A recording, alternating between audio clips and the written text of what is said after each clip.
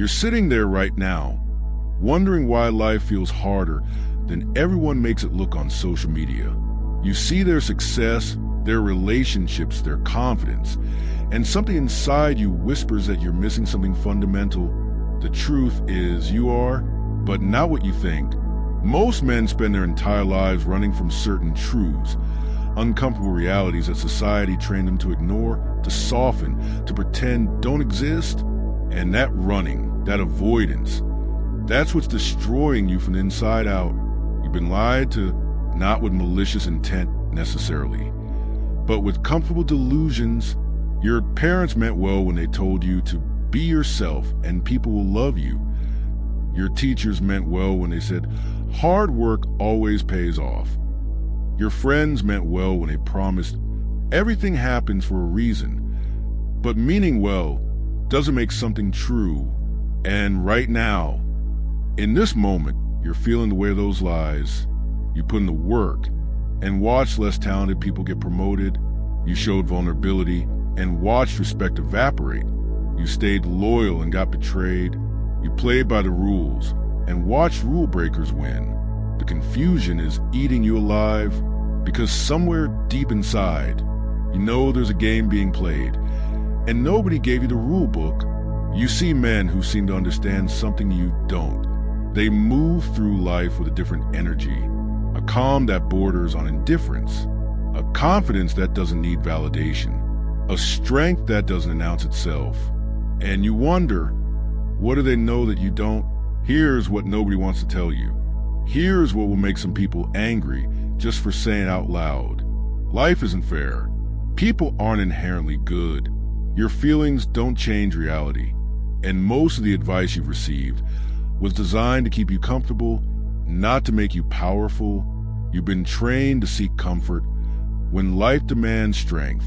You've been taught to expect fairness when the universe operates on different principles. You've been conditioned to believe your good intentions matter when the world only measures results. I watch men in their 30s, 40s, even 50s, still waiting for the world to recognize their goodness, their effort, their potential, still believing that if they just work a little harder, be a little nicer, wait a little longer, everything will fall into place.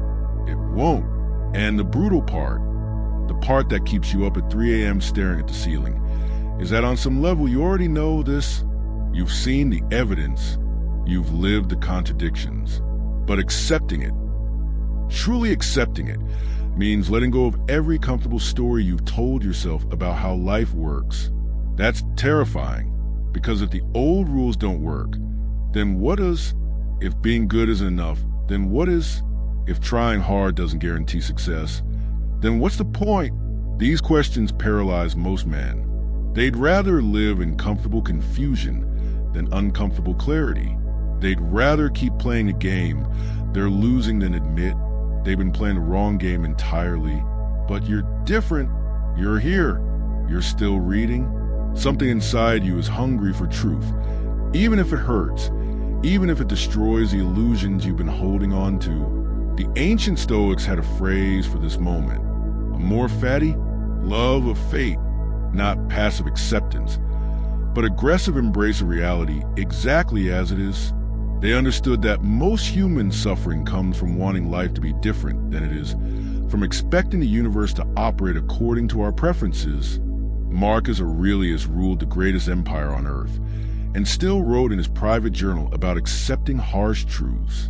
Epictetus was literally a slave, tortured, powerless, and became one of history's most liberated minds. How? Because he stopped fighting reality and started using it. But here's what's interesting. Once you stop running from brutal truths, once you stop pretending life is something it's not, something unexpected happens. You don't become cynical, you become powerful. You don't become bitter, you become free. Because for the first time, you're operating based on how things actually work, not how you wish they worked. And that changes everything. The men who seem to move through life with that quiet confidence, that's not because they're lucky or privileged or naturally gifted. It's because at some point, they stopped lying to themselves. They looked at the brutal truths everyone else runs from and said, okay, now what? That's the question we're going to answer, not through toxic positivity, not through comfortable delusions, but through the same harsh clarity that helped Roman emperors maintain their minds while empires crumbled, that helped imprisoned philosophers find freedom in chains, that has guided the strongest men to the darkest times for over 2,000 years. Are you ready for that? Because this isn't going to be easy. This isn't going to be comfortable. Some of what comes next will make you angry. Some will make you defensive. Some will make you want to stop reading and go back to the comfortable lies. But if you stay, if you push through, you're going to understand life at a level most men never reach. And from that understanding, you're going to build something unshakable. The wound is open now. Time to clean it. Let's start with the first truth no one wants to hear. Nobody is coming to save you. Not your parents, not your friends, not your partner, not society, not the universe. You are profoundly, completely, absolutely on your own, and your entire life. Everything you've been taught was designed to hide this from you. Think about it. From the moment you were born, you were surrounded by people whose job was to save you, to protect you, to solve your problems, parents who fed you, teachers who guided you, systems designed to catch you when you fell. And that was a trap, because now you're an adult and that programming is still running. You're still unconsciously waiting for someone to notice you're struggling, to step in, to make things right. You're still looking for the parent, the teacher, the savior. They're not coming. Your boss isn't going to suddenly recognize your value and promote you. Your partner isn't going to magically fix themselves and meet your needs. Your friends aren't going to drop everything to rescue you from your problems. That opportunity you're waiting for, it's not waiting for you. The second truth, no one cares about your potential. They care about your results. Your intentions are invisible. Your effort is assumed. Your struggle is your own. The world doesn't pay you for trying. It pays you for delivering. You've been told your whole life that effort matters, that showing up is half the battle, that good intentions count for something. And in elementary school, in your parents' house, in protected environment of youth, maybe that was true, but out here, in the real arena, no one gives you credit for almost succeeding, for trying really hard, for having a great excuse. The person who produces results with ease gets the same reward as the person who barely scraped by. Actually, they get more because they have energy left over to produce again. This is where most men break. They've been working so hard, sacrificing so much, and they can't understand why the universe isn't rewarding their effort, why the people around them don't appreciate their struggle. Here's why. Because your struggle is not their responsibility. Your effort is not their currency. Your potential is not their concern. Harsh. Absolutely true. Undeniably, third truth. Most people in your life don't want you to change. They want you to stay exactly as you are, because your growth threatens their comfort. Your transformation forces them to confront their stagnation. Your success makes them question their choices. You think your friends will celebrate your evolution. Some will, most won't. You think your family will support your radical changes. They'll say they do, then subtly undermine you. You think your partner wants you to become the best version of yourself, until that version makes them insecure.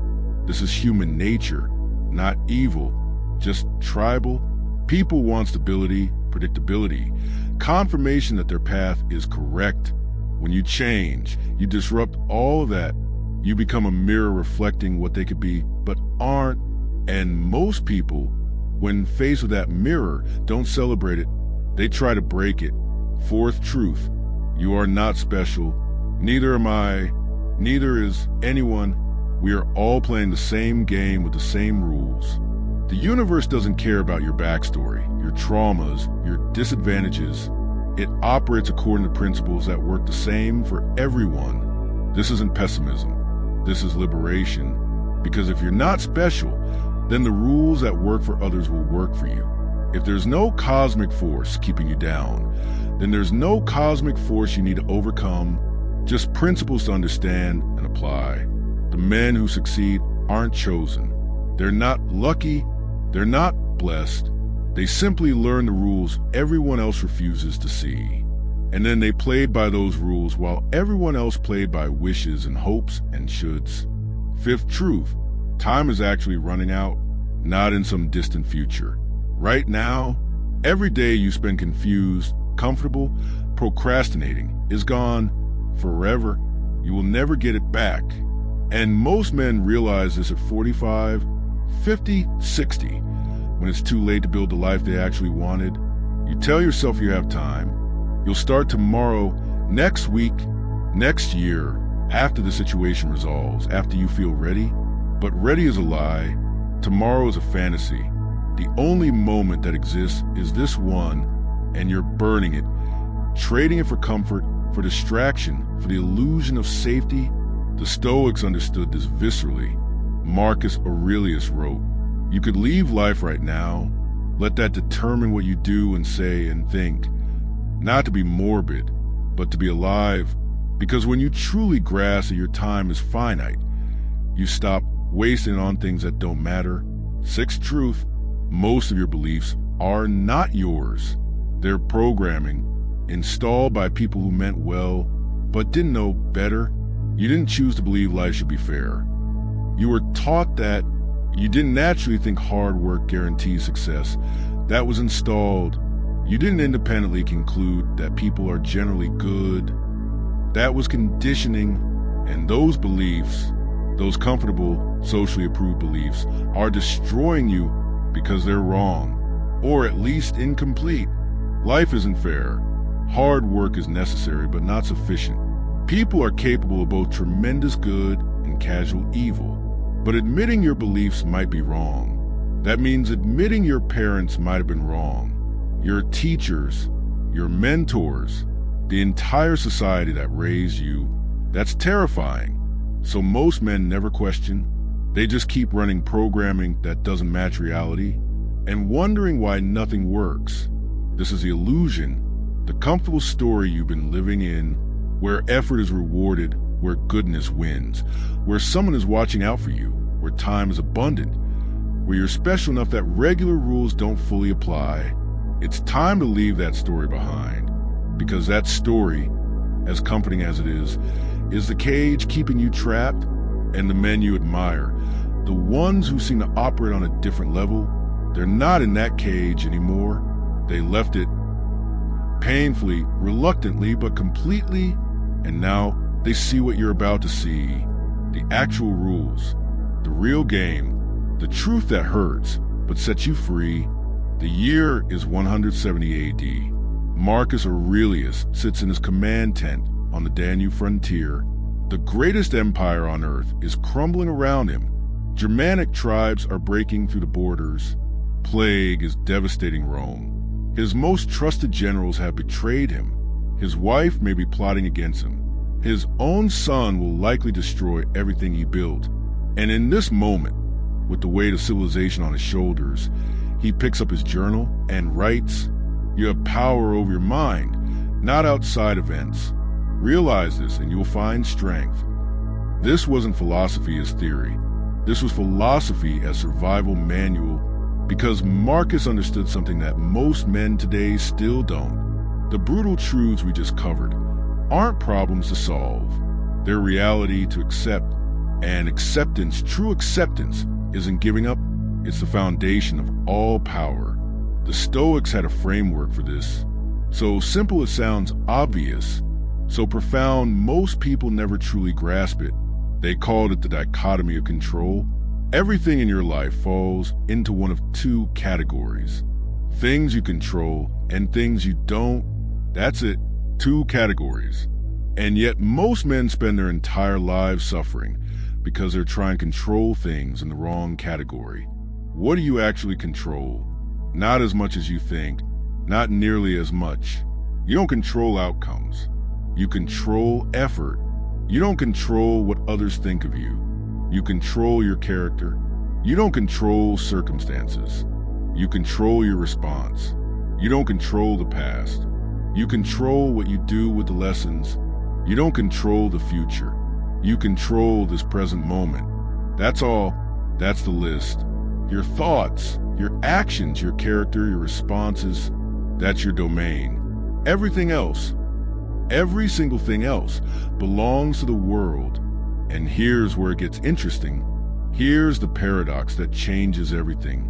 When you stop trying to control what you can't control, you become more powerful, not less. More. Think about it. How much energy are you burning right now trying to control things outside your domain, trying to make someone respect you, trying to force an outcome, trying to change the past, trying to guarantee the future, trying to make life fair? All that energy, all that mental bandwidth, all that emotional capacity, completely wasted because you're trying to move things that don't move, and the effort is destroying you. Marcus Aurelius couldn't control the barbarians at the gates. So he didn't try. He controlled his response, his strategy, his inner state. Epictetus couldn't control being enslaved, being tortured, being powerless. So he didn't try. He controlled the only thing he could, his mind, his perception, his freedom within chains. And they became legends, not despite accepting brutal reality, but because of it. This is what the ancient Stoics discovered, what they proved over and over again in the harshest circumstances imaginable. Freedom doesn't come from controlling your environment. It comes from controlling yourself. Power doesn't come from bending the world. It comes from bending your responses. Peace doesn't come from perfect circumstances. It comes from accepting imperfect ones. But acceptance, that word has been corrupted in modern times. People hear acceptance and think it means passivity, resignation, giving up. It doesn't, not in the Stoic sense.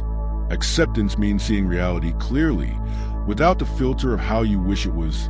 It means looking at those brutal truths from part 2 and saying, yes, that's how it actually works. Now, what can I do within that reality? Nobody is coming to save you. Accept it. Now save yourself. No one cares about your potential. Accept it. Now deliver results. Most people don't want you to change. Accept it. Now change anyway. You're not special. Accept it. Now do what works. Time is running out. Accept it. Now use it wisely. Your beliefs might be wrong. Accept it. Now seek truth. See the difference. Acceptance isn't the end of action. It's the beginning of effective action. Because now you're working with reality, not against it. You're using actual rules, not imaginary ones. You're building on solid ground, not wishful thinking. Seneca wrote, "We suffer more in imagination than in reality." Think about that. How much of your suffering right now is from things that haven't happened, might not happen, or have already happened and can't be changed? How much energy are you spending in imaginary battles, past regrets, future anxieties? All of that suffering comes from not accepting the dichotomy of control, from fighting with reality, arguing with circumstances, demanding that life follow your preferences. The Stoics weren't cold, emotionless robots. Read Marcus Aurelius' Meditations. You can feel the pain, the frustration, the weight. They felt everything you feel, but they had a practice, a discipline, a framework that channeled those feelings into power instead of paralysis. Here's the practice. Right now, in this moment, make a list in your mind. What in your current situation do you actually control? Be honest. Be ruthless. Strip away everything you want to control, everything you think you should control, everything society told you that you control. What's left? That's your kingdom. That's your domain. That's where you're sovereign. And it's smaller than you thought. Much smaller. Maybe just your thoughts and your next action. Good. Now you know where to focus your power. Everything else, everything outside that domain, you acknowledge, you respond to, but you don't fight. You don't argue with it. You don't demand it be different. The obstacle is the way. Another Stoic principle. What stands in the path becomes the path. Your limitations aren't your problem. They're your training ground. Your challenges aren't your enemy. They're your curriculum. Reality isn't wrong for not matching your preferences. You're wrong for expecting it to. This is the ancient path, walked by emperors and slaves, philosophers and soldiers, men who face worse than you ever will and maintain their minds, their power, their freedom. It's not easy. It's not comfortable. It won't make you popular, but it works. It worked in ancient Rome. It worked in Nazi concentration camps. It worked in modern businesses. It works everywhere always because it's based on reality, not wishes.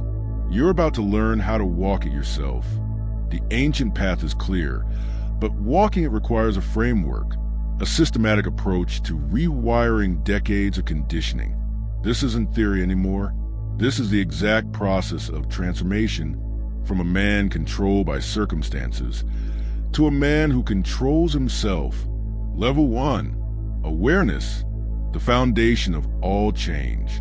Before you can control your responses, you must see your reactions. Most men go through life on autopilot, reacting without awareness, triggered without recognition. Someone disrespects them, and they're already angry before they realize what happened. Someone succeeds, and they're already envious before they catch themselves. Someone betrays them, and they're already broken before they understand the pattern. This is where most men live, in reaction, in automatic programming, in patterns installed by evolution, by society, by past pain. Your first practice. Catch yourself in real time. When something happens, when someone says something, when circumstances shift, pause just 1 second and ask, what am I about to do? What automatic response is trying to take over right now? Not to judge it, not to suppress it, just to see it, to recognize that there's a you and there's a reaction and they're not the same thing. You are not your anger. You are the awareness that notices anger arising. This sounds simple. It's not. Try it today. Watch how fast your reactions move, how automatic they are, how they try to take over before you even realize what's happening. That speed, that automaticity, that's what's been controlling your life. Level 2, the pause, creating space between stimulus and response. Viktor Frankl, a Jewish psychiatrist who survived Auschwitz, wrote something that changed psychology forever. Between stimulus and response, there is a space. In that space is our power to choose our response. In our response lies our growth and our freedom. He wrote that after watching some prisoners maintain their humanity in hell, while others became animals within weeks, the difference wasn't strength, wasn't luck. It was the ability to pause, to create space, to choose. You're going to install that space. When something triggers you, when you catch yourself about to react automatically, you're going to implement the sacred pause, 3 deep breaths. That's all, just 3. But during those breaths, you're not suppressing your reaction. You're not pretending you don't feel what you feel. You're creating distance, giving yourself time for awareness to catch up with emotion. Breath 1, recognition. I'm feeling X. This is a trigger. Breath 2, dichotomy. What here do I actually control? Breath 3, choice. What response serves my highest self? Then act, deliberately, consciously, from power, not pattern. Practice this 50 times with small things. Someone cuts you off in traffic. 3 breaths before responding. Someone makes a passive-aggressive comment. 3 breaths. Your plan falls apart. 3 breaths. Build a muscle with minor triggers. So when major ones hit, the pattern is automatic. Level 3, reframe. Changing meaning changes everything. The Stoics understood that events have no inherent meaning.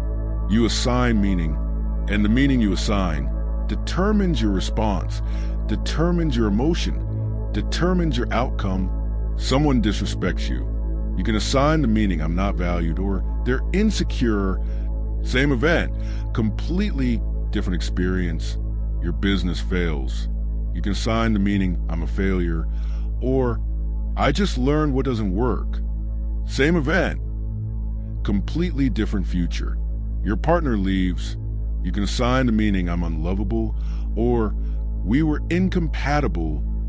Same event, completely different recovery. This isn't positive thinking. This isn't pretending bad things are good. This is strategic interpretation of neutral events. Because here's what most men miss. The event already happened. It's done. The only thing you control now is the meaning you make of it. Marcus Aurelius wrote, if you are distressed by anything external, the pain is not due to the thing itself, but to your estimate of it. And this you have the power to revoke at any moment. At any moment, you can change your estimate, your interpretation, your meaning, and in doing so, change your experience entirely. Your daily practice. Every night, review your day, find one event that disturbed you, and deliberately reframe it 3 different ways. Find 3 different meanings that are equally valid.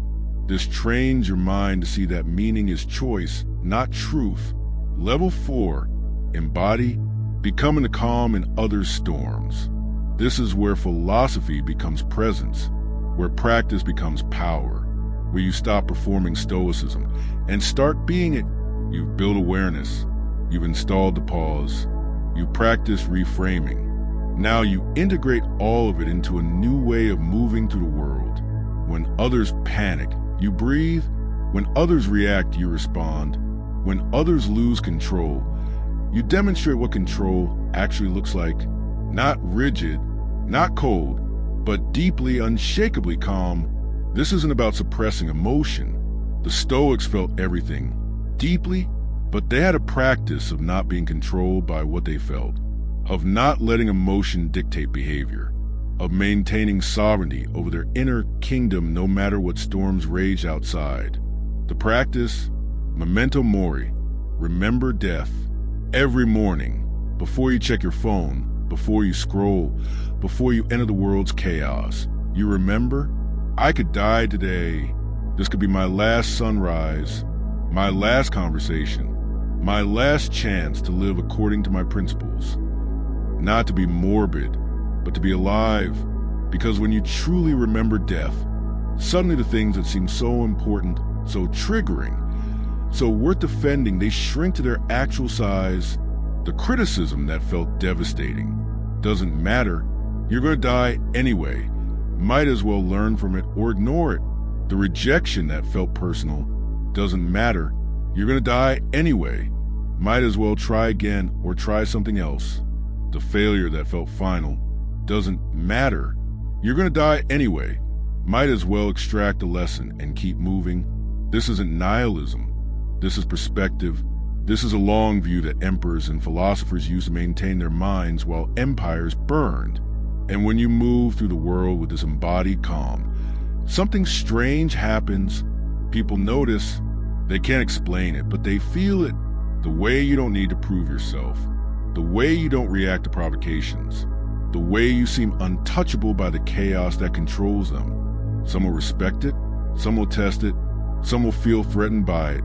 You don't control their response. You only control yours. And your response to all of it is the same centered, sovereign, stoic presence. This is the transformation.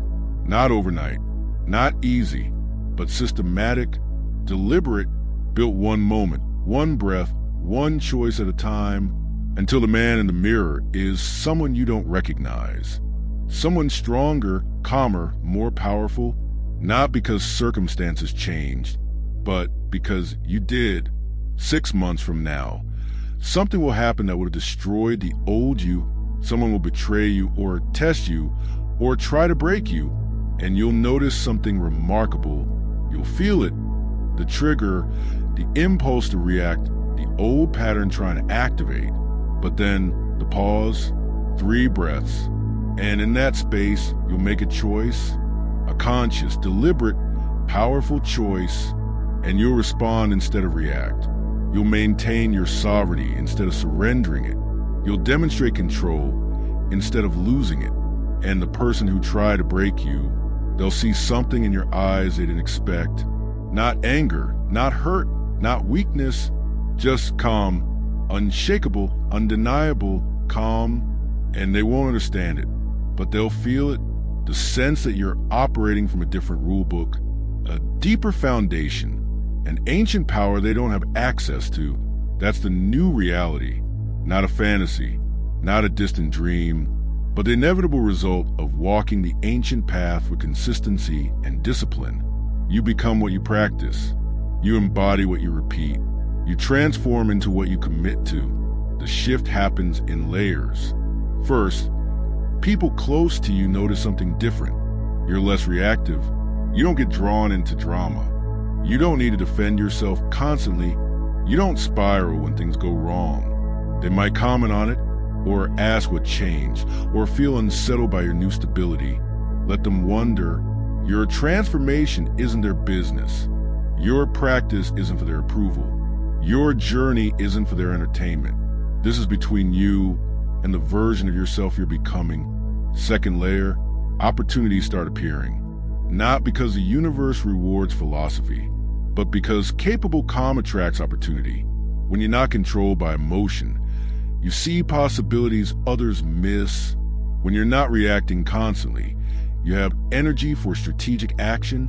When you're not arguing with reality, you're working with it, and that makes you formidable. People start seeking your input, your perspective, your presence. Because in a world of chaos, calm is magnetic. In a culture of reaction, response is rare. In an age of fragility, Stoic strength stands out. Third layer, your relationship with success and failure fundamentally changes. You still pursue, still build, still strive, but the outcomes don't own you anymore. You can win without arrogance, lose without devastation, succeed without attachment, fail without identity destruction. This is a Stoic superpower. Not that you don't care, but that you don't need. You prefer success but don't require it for peace. You want respect but don't need it for worth. You pursue achievement but don't depend on it for identity. You become anti-fragile, growing stronger from stress instead of breaking under it. Marcus Aurelius ruled the greatest empire on earth and wrote in his journal, "The universe is change, life is opinion." He understood that everything external is temporary, shifting, ultimately beyond control, but his character, his principles, his responses, those were eternal. Those were his true empire. You're building that same empire now, not of land or wealth or status. Those are bonuses, side effects, but the empire that matters, the sovereignty over your own mind, the command over your own responses, the freedom from circumstances control. This is what the ancient Stoics discovered, what they proved in the harshest tests imaginable, what they passed down through 2 millennia, because it works, always, everywhere, for anyone willing to walk the path. You're not going to be perfect at this. No one is. Marcus Aurelius, the philosopher emperor, still struggled, still fell short, still had to remind himself daily of these principles. That's why he wrote Meditations, not for publication, but as daily reminder to himself. Remember, you control your mind. Remember, the obstacle is the way. Remember, you could die today. You'll forget these truths. Circumstances will overwhelm you. Old patterns will reassert themselves. That's part of the path. The practice isn't perfection. It's returning. Every time you notice you've lost your center, you return to it. Every time you catch yourself trying to control the uncontrollable, you return to your domain. Every time you forget, you remember again and again for the rest of your life. This is the practice of philosophy, not as academic exercise, but as daily discipline, as survival skill, as way of life.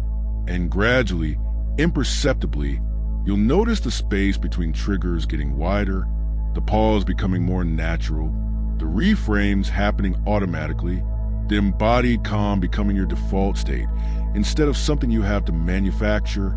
You look back at who you were 6 months ago, a year ago, 5 years ago, and you'll barely recognize him. That reactive, uncertain, controlled by circumstances version of yourself. He's not gone. He's integrated, transformed, evolved into someone who understands what the ancient Stoics understood. That power isn't about controlling the world. It's about controlling yourself. That freedom isn't about perfect circumstances. It's about sovereignty within imperfect ones. That strength isn't about never breaking. It's about choosing your responses even when you want to break. The brutal truths we covered, they're still true. Nobody's coming to save you. No one cares about your potential. Most people don't want you to change. You're not special. Time is running out. Your beliefs might be wrong. These realities don't change. But your relationship with them transforms completely. They stop being problems you avoid and become reality you work with. They stop being sources of suffering and become sources of power. They stop being reasons of despair and become foundations for building something unshakable. This is the legacy you're joining. Men who face literal empires crumbling, slavery, torture, persecution, plague, war, death, and maintain their minds, their character, their philosophy, their humanity. They left you a map, tested across 2,000 years, proven in every imaginable circumstance. The path is there, the framework is clear, the practices are simple, not easy, but simple. The only question left, the only choice that matters, is whether you'll walk it, whether you'll do the daily work of catching yourself, pausing, reframing, embodying, whether you'll transform from a man controlled by circumstances to a man who controls himself. Everything changes from that single commitment.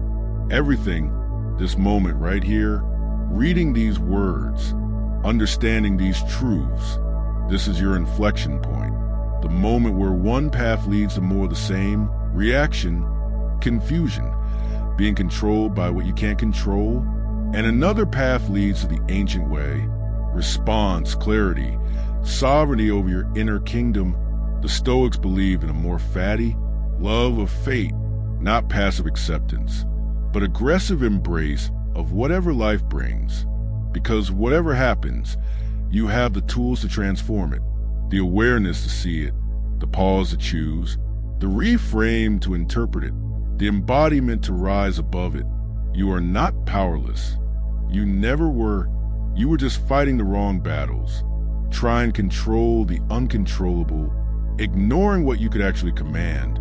The world outside remains harsh, unfair, indifferent, but the world inside, that's your empire. And in that empire, you are emperor. Rule it well, defend it fiercely, build it deliberately, and watch everything else, everything external, lose its power over you. Welcome to the ancient path, where brutal truths become brutal advantages, where harsh reality becomes solid foundation, where philosophy becomes power. The transformation begins now.